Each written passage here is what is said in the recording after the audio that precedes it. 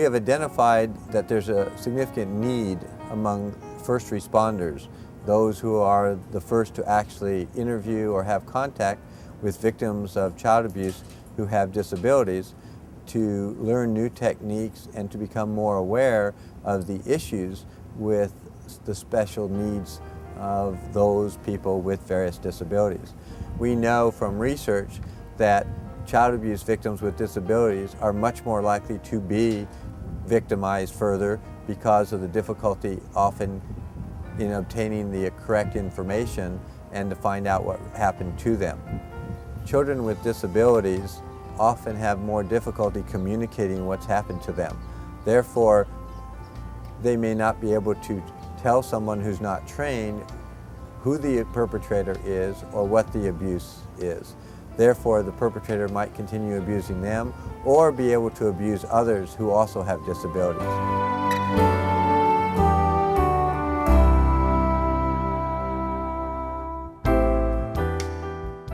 What I want to say about autism, just to finish off the topic, is that there's amounts of knowledge that we just absolutely have never tapped into about autism. So I think we're going to continue to learn, continue to learn, continue to learn. The essence is what?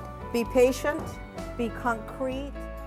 This training was designed by professionals in the field who work specifically with child abuse victims who have disabilities, and this is sponsored by the California Governor's Office of Emergency Services. Our Institute on Violence, Abuse, and Trauma conducts, organizes, and sets up these types of training programs in order to help provide the newest techniques, the best practices to increase the skills of those professionals in the field who work with the victims. The training is actually conducted by a multidisciplinary team. The team includes a psychologist, an attorney, law enforcement officer, and somebody from Child Protective Services, because those are the different types of professionals who deal with victims of child abuse, especially those with disabilities. By having a multidisciplinary team, we can provide the best expertise for all the different professions who attend. The training itself is interactive. We have people breaking into small groups to actually demonstrate and practice some of the techniques. We have video clips. We also have the different presentations to talk about the recent laws, the recent techniques in forensic interviewing of victims who have disabilities.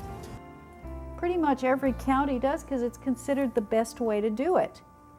Well, no matter who's conducting those interviews, if prosecution, law enforcement have any role on the team, you can assume that those interviews you are taking of that child are now going to be deemed testimonial.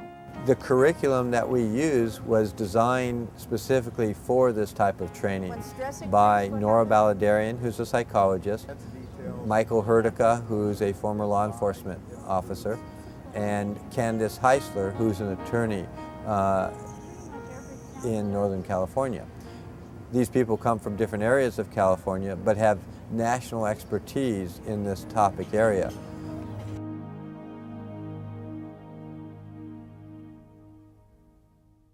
The purpose of this training is to really make first responders more aware of the techniques and approaches needed for dealing with child abuse victims with disabilities.